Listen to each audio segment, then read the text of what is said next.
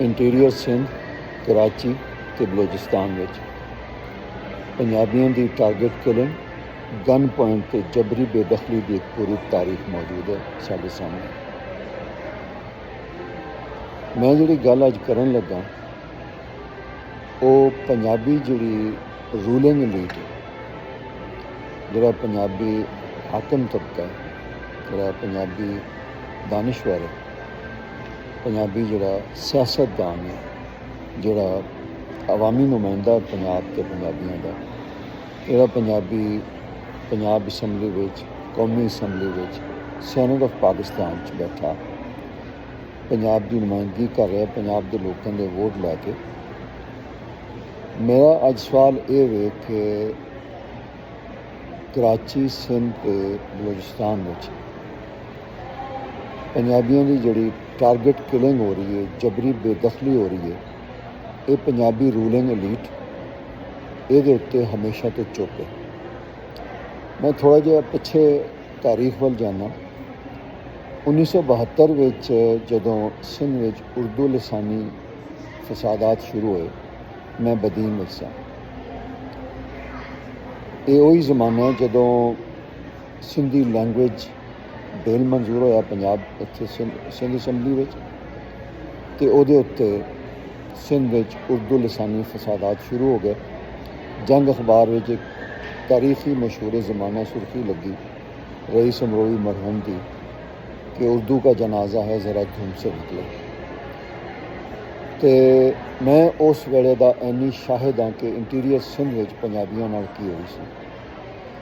बहुत वड्डे large scale पर पंजाबियों की टारगेट किलिंग हुई इंटीरियर सिंध में। उन्होंने दी जायदादां ज़मीनों के उत्ते कब्जे किए गए, उन्होंने सिंध बदर किया गया। तो कोई 75,000 तो वध जोड़े पंजाबी ने वो कई साल तक रहीम यार खान विच वफाकी हुकूमत के कैंप लाए सन, उत्थे पै रहे, ये नहीं पता उत्थों किधर गए। और ये पंजाबी औरतां भी इंटीरियर सिंध विच अगवा हुई। उस तो बाद मैं 76 which government Islamia college Badin तो ग्रेजुएशन करके मैं कराची शिफ्ट हो गया सी। फिर कराची विच 80s की दहाई विच MKM बनी। MKM का भी फोकस GS सिंध वांग पंजाबी सन कराची के। उर्दू लसानी फसादात जोड़े इंटीरियर सिंध विच सन होए सन, उन्होंने पंजाबियों नूं GS सिंध वाले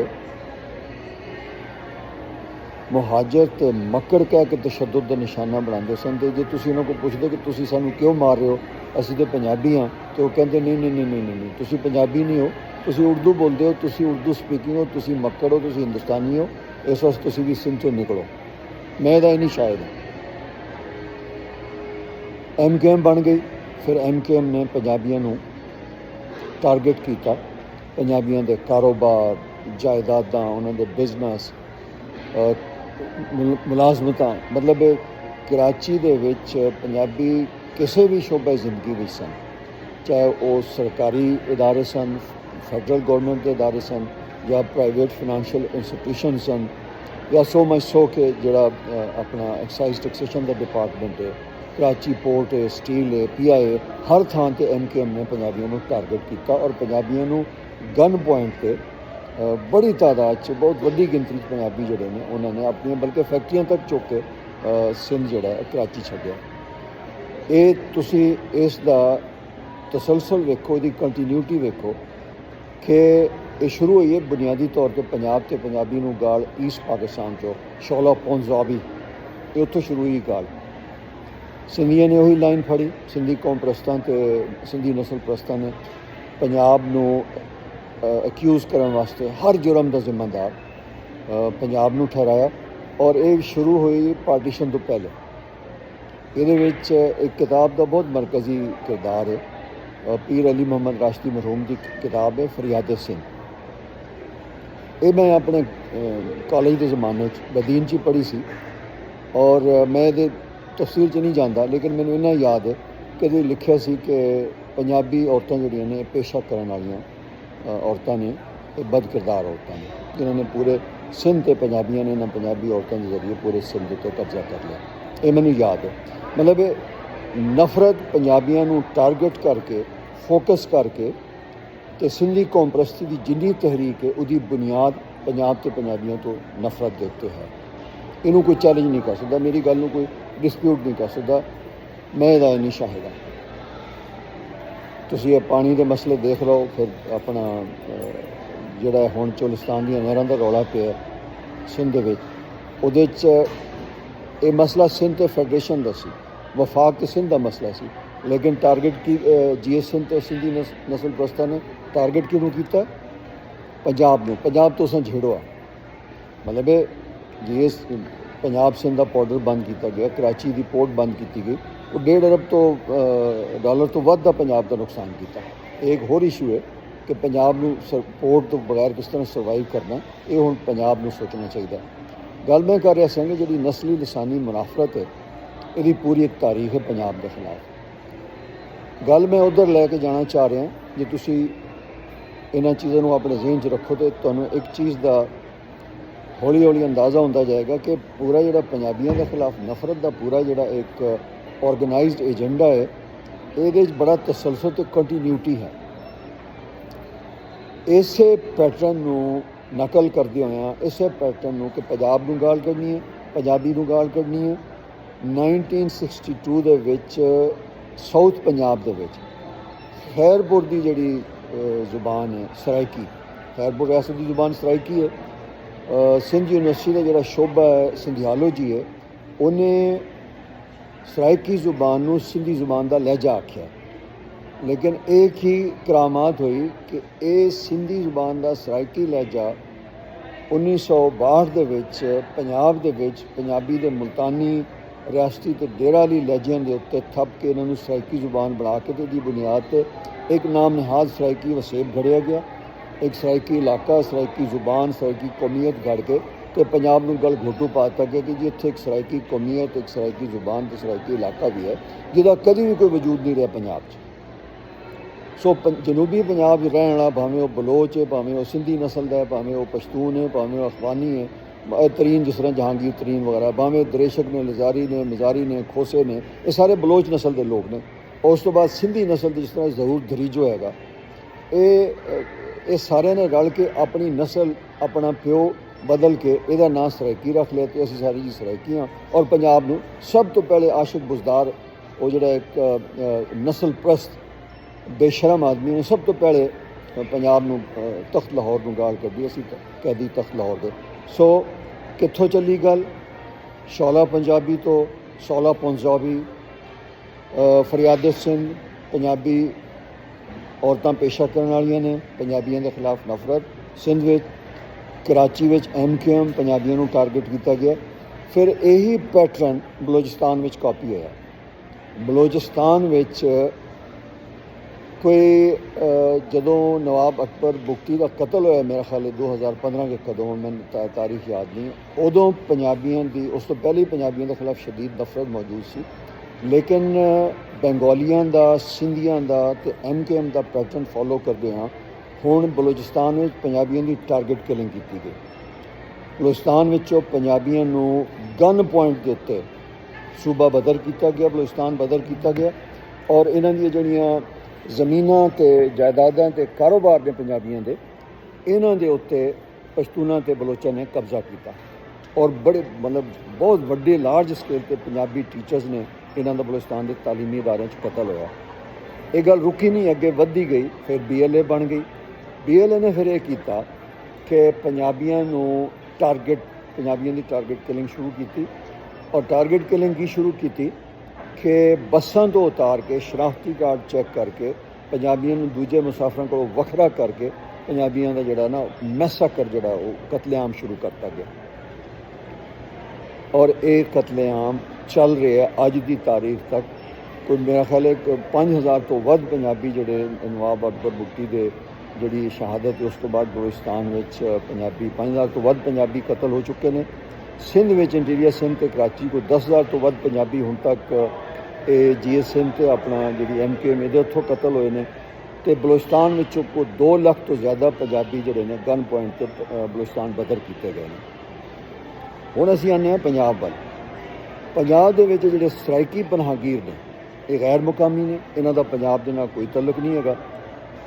ਇਹ ਸਿੰਧੋ ਦੇਸ਼ੀ ਜਿਹੜਾ ਏਜੰਡਾ ਹੈ ਤੇ ਆਜ਼ਾਦ ਬਲੋਚਿਸਤਾਨ ਦਾ ਜਿਹੜਾ ਏਜੰਡਾ ਹੈ, ਜਿਹੜੇ ਸਿੰਧੀ ਨਸਲ ਪ੍ਰਸਤਾਂ ਦੇ ਤੋਸੀ ਪਸੰਦਾਨਾ ਐਕਸਪੈਨਸ਼ਨਿਜ਼ਮ ਜਿਹੜਾ ਹੈਗਾ, ਉਹਨਾਂ ਦੀ ਤੋਸੀ ਪਸੰਦਾਨਾ ਅਜ਼ਾਇਮ ਜਿਹੜੇ ਨੇ, ਇਹ ਜਿਹੜਾ ਸਰਾਇਕੀ ਸੂਬਾ ਹੈਗਾ ਮੁਲਤਾਨ ਦੇ ਉੱਤੇ ਸਿੰਧੂ ਦਰਿਆ ਦੇ ਉੱਤੇ ਕਬਜ਼ਾ ਕਰਨ ਦਾ, ਇਹ ਜਿਹੜਾ ਸਰਾਇਕੀ ਸੂਬਾ ਹੈਗਾ ਇਹ ਸਿੰਧੂ ਦੇਸ਼ ਤਹਿਰੀਕ ਦਾ, ਸਿੰਧੂ ਦੇਸ਼ ਸੂਬੇ ਦਾ ਸਿੰਧੂ ਦੇਸ਼ ਇੱਕ ਆਜ਼ਾਦ ਜਿਹੜਾ ਮੁਲਕ ਜਿਹਦੇ ਵਾਸਤੇ ਆਪਣਾ GS ਸਿੰਧ ਵਾਲੇ ਤਹਿਰੀਕ ਚਲਾ ਰਹੇ ਨੇ, ਤੇ ਜਿਹੜਾ ਆਜ਼ਾਦ ਬਲੋਚਿਸਤਾਨ ਨੇ ਪਾਕਿਸਤਾਨ ਨੂੰ ਤੋੜ ਕੇ ਆਜ਼ਾਦ ਬਲੋਚਿਸਤਾਨ ਕਾਇਮ ਕਰਨ ਦਾ, ਇਹ ਜਿਹੜਾ ਸਰਾਇਕੀ ਸੂਬਾ ਹੈਗਾ ਇਹ ਇਹਨਾਂ ਦੋਹਾਂ ਏਜੰਡਿਆਂ ਦਾ ਹਿੱਸਾ ਹੈ।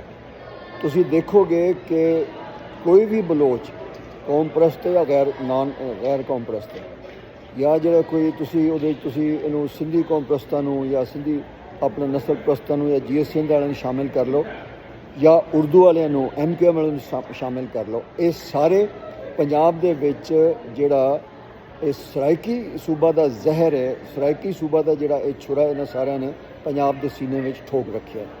ਇਹਨਾਂ ਨੂੰ ਪਤਾ ਹੈ, ਸਾਰੀ ਦੁਨੀਆ ਨੂੰ ਪਤਾ ਹੈ ਕਿ ਜਦੋਂ ਤੱਕ ਪੰਜਾਬ ਦੇ ਟੋਟੇ ਨਹੀਂ ਹੁੰਦੇ ਪਾਕਿਸਤਾਨ ਨਹੀਂ ਟੁੱਟਣਾ।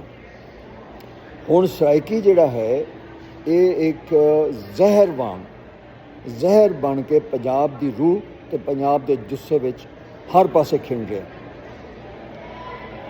ਇਹ ਇੰਨੀ ਗੱਲ ਵੱਧ ਗਈ ਹੈ, ਇਹ ਸਰਾਇਕੀ ਦੀ ਨਫ਼ਰਤ ਇੰਨੀ ਵੱਧ ਗਈ ਹੈ ਕਿ ਇਹਨਾਂ ਸਰਾਇਕੀ ਪਨਾਹਗੀਰਾਂ ਨੇ ਇੰਤਹਾਈ ਨਸਲੀ ਲਿਸਾਨੀ ਗੁੰਡਾਗਰਦੀ ਦਹਿਸ਼ਤਗਰਦੀ ਦਾ ਮੁਜ਼ਾਹਰਾ ਕਰਦਿਆਂ ਪਿਛਲੇ ਦਿਨਾਂ ਵਿੱਚ ਪੰਜਾਬੀ ਕੌਮੀ ਹੀਰੋ ਰਣਜੀਤ ਸਿੰਘ ਦਾ ਪੁਤਲਾ ਸਾੜਿਆ ਮੁਲਤਾਨ ਦੇ ਵਿੱਚ। ਔਰ ਤੁਸੀਂ ਅਗਰ ਉਹ ਵੀਡੀਓ ਦੇਖੋ ਗੌਰ ਨਾਲ ਧਿਆਨ ਨਾਲ, ਤੇ ਉਸ ਵੀਡੀਓ ਦੇ ਵਿੱਚ ਇਹ ਕਹਿ ਰਹੇ ਸਨ ਜਿਹੜਾ ਰਣਜੀਤ ਸਿੰਘ ਦਾ ਸਾਥੀ ਹੈ ਉਹ ਵੱਡਾ ਹਰਾਮੀ ਹੈ।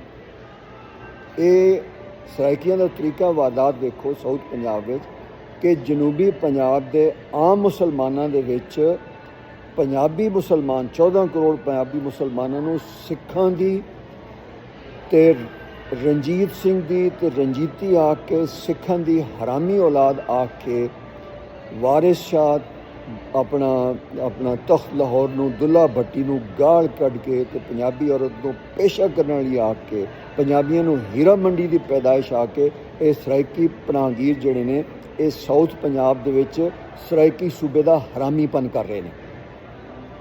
ਤੁਸੀਂ ਇਸ ਗੱਲ ਵੱਲ ਕਿਸੇ ਪੰਜਾਬੀ ਦਾਨਿਸ਼ਵਰ ਦਾ, ਪੰਜਾਬ ਦੀ ਹੁਕੂਮਤ ਦਾ ਜਾਂ ਕਿਸੇ ਆਈਨ ਕਾਨੂੰਨ ਦਾ ਧਿਆਨ ਨਹੀਂ ਜਾ ਰਿਹਾ ਕਿ ਇਸਲਾਮਿਕ ਰਿਪਬਲਿਕ ਆਫ ਪਾਕਿਸਤਾਨ ਦੇ ਵਿੱਚ ਇਹ ਸਰਾਇਕੀ ਪਨਾਹਗੀਰ ਨਸਲੀ ਲਿਸਾਨੀ ਗੁੰਡਾਗਰਦੀ ਕਰਦਿਆਂ ਪੰਜਾਬ ਦੇ ਖਿਲਾਫ 14 ਕਰੋੜ ਪੰਜਾਬੀ ਮੁਸਲਮਾਨਾਂ ਨੂੰ ਸਿੱਖਾਂ ਦੀ ਹਰਾਮੀ ਤੇ ਨਾਜਾਇਜ਼ ਔਲਾਦ ਆ ਕੇ ਜਨੂਬੀ ਪੰਜਾਬ ਦੇ ਆਮ ਮੁਸਲਮਾਨਾਂ ਦੇ ਵਿੱਚ ਪੰਜਾਬੀ ਮੁਸਲਮਾਨਾਂ ਦੀ ਨਿਸਬਤ ਗੈਰ ਮੁਸਲਮਾਨ ਤੇ ਸਿੱਖਾਂ ਨਾਲ ਜੋੜ ਕੇ ਸਰਾਇਕੀ ਸੂਬੇ ਦੀ ਤਹਿਰੀਕ ਚਲਾ ਰਹੇ ਨੇ ਕਿ ਪੰਜਾਬੀ ਤੇ ਮੁਸਲਮਾਨ ਹੀ ਨਹੀਂ ਹਨ।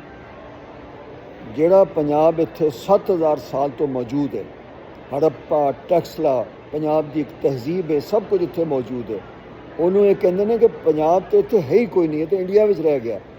ਦੂਜਾ ਇਹਨਾਂ ਸਰਾਇਕੀ ਪਨਾਹਗੀਰਾਂ ਦੀ ਬਦਨੀਅਤੀ ਤੇ ਹਰਾਮੀਪਨ ਵੇਖੋ ਕਿ ਸਾਊਥ ਪੰਜਾਬ ਦੇ ਵਿੱਚ ਜਿਹੜਾ ਮਕਾਮੀ ਪੰਜਾਬੀ ਬੈਠਾ ਹੈ, ਭਾਵੇਂ ਉਹ ਜੱਟ ਹੈ, ਗੁੱਜਰ ਹੈ, ਰਾਜਪੂਤ ਹੈ, ਉਹ ਕਸ਼ਮੀਰੀ ਹੈ, ਉਹ ਹਿੰਦਕੋ ਬੋਲਣ ਵਾਲਾ ਹੈ, ਉਹ ਕਿਸੇ ਵੀ ਲਹਿਜਾ ਬੋਲਣ ਵਾਲਾ ਜਿਹੜਾ ਮਕਾਮੀ ਨੇਟਿਵ ਪੰਜਾਬੀ ਹੈ ਉਹਨੂੰ ਇਹ ਕਹਿ ਰਿਹਾ ਗੈਰ ਮੁਕਾਮੀ।